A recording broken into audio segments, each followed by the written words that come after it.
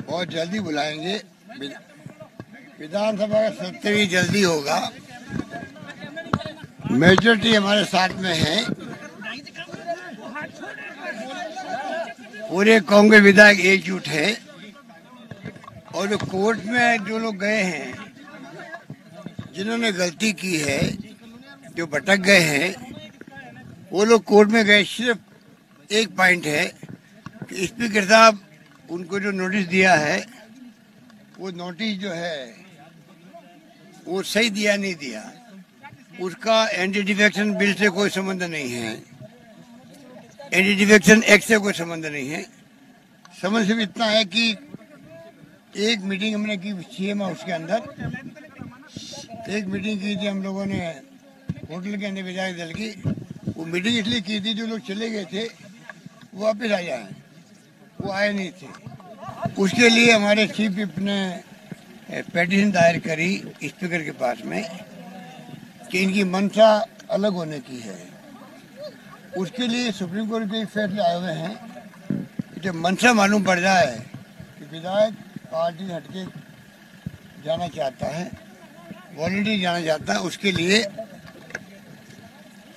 Speaker notice देके बातचीत करके उनके साथ में बयान लेके फैसला कर सकता है। ये सिर्फ वो पॉइंट है जिसके ऊपर ये बहस चल रही है। और स्टेट हाई कोर्ट में भी, डबल बेंच में भी और सुप्रीम कोर्ट के अंदर भी ये सारे फैसले वो आ रहे हैं। एंटी डिफेक्शन एक्ट से इसका कोई संबंध नहीं है। और हमारे पास पूरी मेजोरिटी भी है, हम एकजुट हैं, तभी यहाँ बैठे हुए हैं। तो कब बुला रहे हैं सर सत्र? और बहुत जल्दी बुला लेंगे और उसी रूप में हम आगे बढ़ेंगे।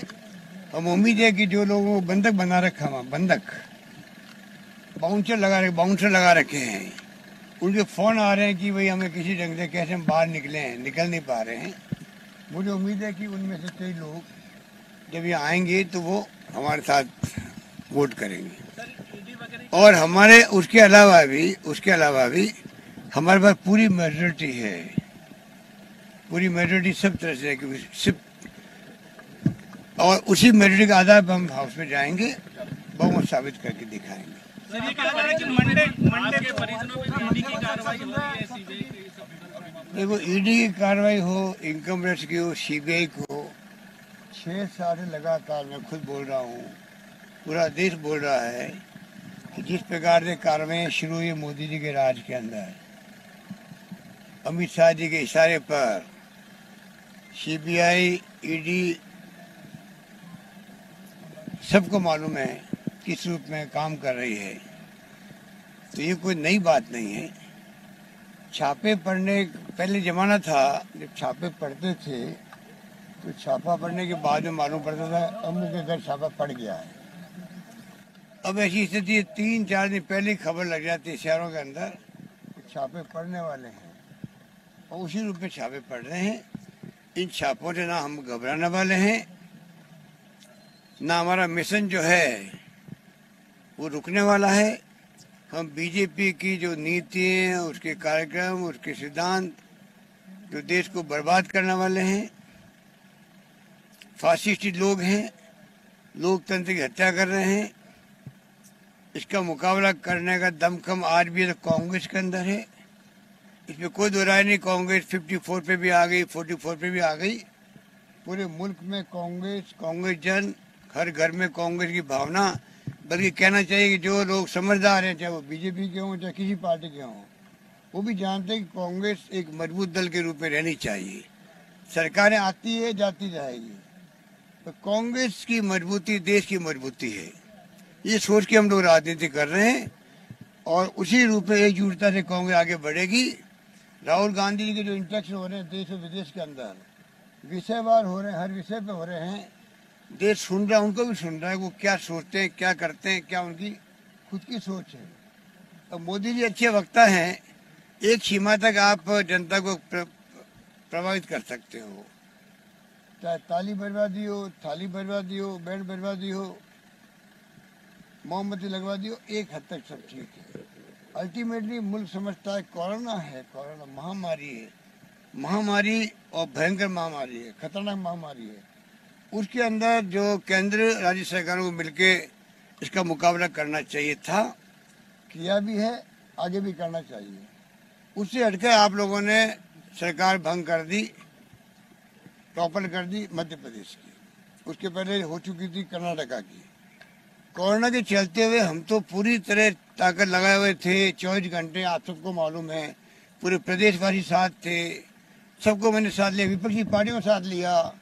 21 घंटे मैंने वीसी करी विधायकों के साथ में, तमाम बीजेपी के विधायक थे, एमपी थे, सबने मिलकर हमने माहौल बनाया। धर्मगुरुओं से बातचीत करी, डॉक्टरों से बातचीत करी, एक्टिविस्ट से बात करी। राजस्थान का माहौल पूरे देश में अपना चर्चा विषय रहा, वो मुकाबला हम कर रहे थे, आज भी हम कर रहे हैं। उसके बीच में आप सरकार को टॉपल करने के लिए हमारे कुछ साथियों को गुमराह करके ले जाओ और हॉर्स ट्रेडिंग के माध्यम से आप सरकार को टॉपल कर दो। जब लोगों के जीवन बचाने का संकट हो, जिंदगी जारी हो, लोग मर रहे हैं, 500 लोग यह भी मर चुके हैं, हजारों मर रहे हैं देश के अंदर, उसके अंदर आप राजनीति करो, सरकार बदलो, टॉपल करो, जनता इनको माफ नहीं करेगी, ना देश की ना प्रदेश की। ये मैं कह सकता हूं। पीएम को चिट्ठी लिखी आपने, पीएम को चिट्ठी लिखी आपने, कल आपने चिट्ठी लिखी है, जो चिट्ठी लिखी केंद्रीय मंत्री का नाम लेके। प्रधानमंत्री जी को चिट्ठी मैंने लिखी है। मैंने कहा कि डेमोक्रेसी है, संघीय ढांचा है। प्रधानमंत्री जी कल ये नहीं कहे मुझे जानकारी नहीं थी या मुझे अधूरी जानकारी दी गई मेरे लोगों द्वारा। कल कभी मैं उनसे मिलूं तो मुझे ये नहीं कहे कि भाई ये बात मुझे मालूम ही नहीं थी। तो मैंने कहा कम से कम लिख के भेजूं, मैंने टैग भी किया उनको। कल वो ये नहीं कहेंगे साहब मुझे जानकारी मेरी पार्टी दी नहीं थी इसलिए ये सब कुछ हो गया।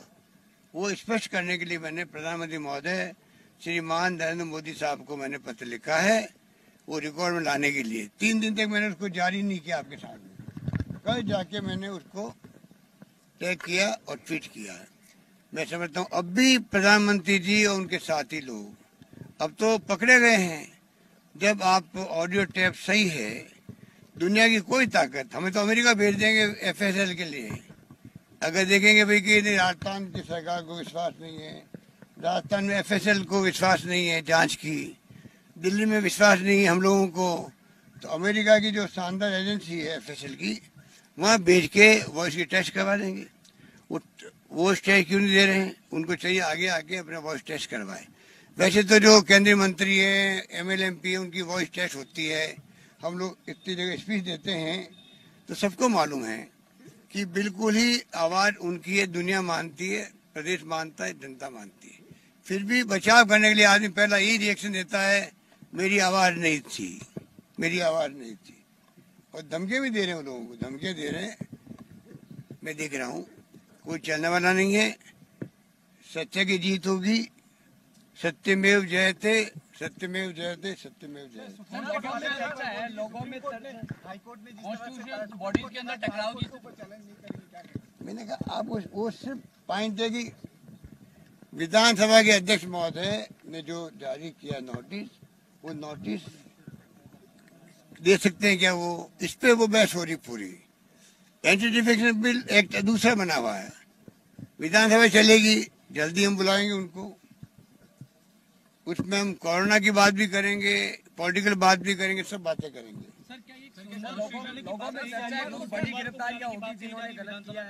देखिए जैसे ही हम लोग उसको तय कर लेंगे, सबसे पहले सूचना किसको आएगी, किसको आएगी? आप लोगों को आएगी।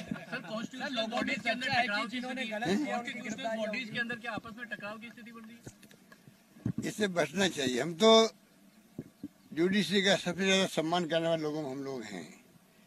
हम कभी जुडिशरी में इंटरवेन नहीं करते हैं, हस्तक्षेप नहीं करते ना। हम लोग कभी सोचते हैं किसी को करना चाहिए। एक जुडिशरी ऐसी है जहाँ पर एक गरीब आदमी भी, अमीर आदमी भी, कोई व्यक्ति जाके न्याय प्राप्त कर सकता है। जब जुडिशरी में विश्वास खत्म हो जाएगा तो फिर देश कैसे बचेगा? क्योंकि आप देख रहे हो कि चाहे वो कार्यपालिका हो, की शिकायत आती है। आप देखते हैं विधायिका हो, वहाँ कई बिल पास होते हैं, रुक जाते हैं जुडिशरी के अंदर। चौथा स्तंभ आप खड़े हो, चौथे स्तंभ पे हमारा बहुत यकीन है, विश्वास है, बचपन से ही है बचपन से ही है। और मैं दावे के साथ कह सकता हूँ कि मैं आज तक पहुँचा हूँ यहाँ पर, तो पूरी मीडिया ने मेरा साथ दिया आज तक, और सच्चाई का साथ दिया। मेरा साथ दिया मतलब मैं सच्चाई पे ही चला हूँ लाइफ के अंदर, सच्चाई पे चलना चाहता हूँ आगे भी। मीडिया से मेरी कोई शिकायत नहीं है, पर हाँ आज मीडिया गोदी मीडिया बन गया है। आज मीडिया दबाव के अंदर है। आज मीडिया कोरोना के बाद में और संकट में आ गया है। जो राज्यों में है वो तो ज़्यादा संकट में आ गया है, क्योंकि तनख्वाह देने भी डाले पड़ रहे हैं उनको, खुद को, अपने संवाददाताओं को, स्टाफ को। स्टाफ निकला जा रहा है। मुझे बहुत दुख हो रहा है ऐसे वक्त में कि आप लोगों की कितनी तनख्वाहें होती होगी, किस प्रकार कठिन समय में काम करते हो, तनख्वाहें कम हो रही है, निकाल रहे हैं लोगों को, फिर वो बोल नहीं पा रहे कि स्वाभिमानी लोग हैं वो लोग। ये सब बातें मेरे जहन में है। देश में मीडिया को हिम्मत करनी चाहिए, आगे आना चाहिए, सच्चाई का साथ देना चाहिए। सच्चाई का साथ देंगे तो मैं समझता हूँ डेमोक्रेसी बढ़ जाएगी देश के अंदर। वरना तो धर्म के नाम पर, जाति के नाम पे अगर ये फैसले होते गए एक तरफा देश के अंदर, जो अभी 6 साल में हो रहे हैं, पता नहीं मुल्क को किस दिशा में ले जाएंगे, कहाँ ले जाएंगे। सर एक सवाल, लोगों में अगर आप कुछ बड़ी गिरफ्तारियां होगी जिन्होंने गलत किया है, तो क्या आप अपना लेंगे? बड़ी गिरफ्तारियां होगी जिन्होंने गलत किया है, बड़ी गिरफ्तारियां हो सकती है कुछ लोगों की जिन्होंने गलत किया है। मैं कौन होता हूँ भैया इसके जवाब देने वाला?